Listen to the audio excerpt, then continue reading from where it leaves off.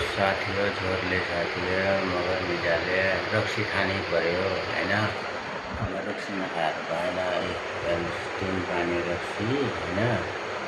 अब तिन पानी रक्सी दिउरेमा है। अब हेर्नुहोस् है, अब चाहिँ ठ्याक्क चाहिँ तिन पानी रक्सी अब ठ्याक्क चाहिँ खानु पर्यो। ल हेर्नुहोस्, अब तिन पानी रक्सी दिउरेबाट खनाएर ल्याएछ है। हेर्नुहोस् साथीहरू, कलर हेर्नुहोस् यसको हैन। ठ्याक्कै तिन पानी रक्सी हो। अब मगर उसले रक्सी नखाइदिँदैन हैन।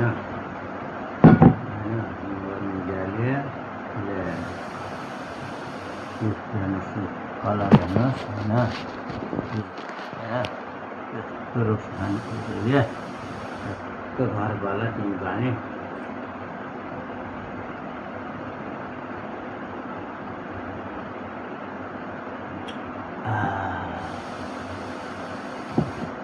मजा आयो साथी हो। दिउरे पानी सक्यो।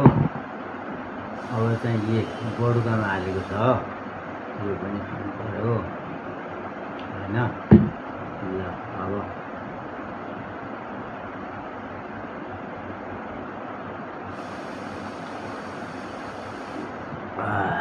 2 गिलास खाइयो। अब तीसरा गिलास यो है। 3 गिलास रक्सी नखाइकन मनले मान्दैन हैन। 3 गिलास रक्सी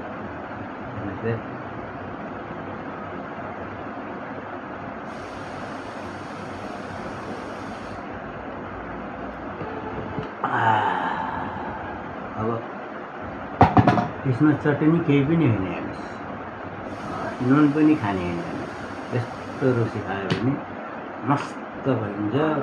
पुरा आराम हुन्छ, लामो जिन्दगी हुन्छ। किन भन्नुहोस् त? किन हुन्छ भने यो रक्सी होइन, यो हो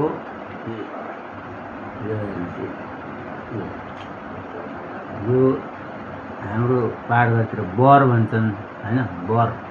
बर पिपल भन्छ नि, त्यो बरको यो लहरा हो, यो पात हो। त्यसैको चाहिँ उमालेर दिएको छु। त्यसले शारीरिकको लागि बहुत लाभदायक हुन्छ साथी हो।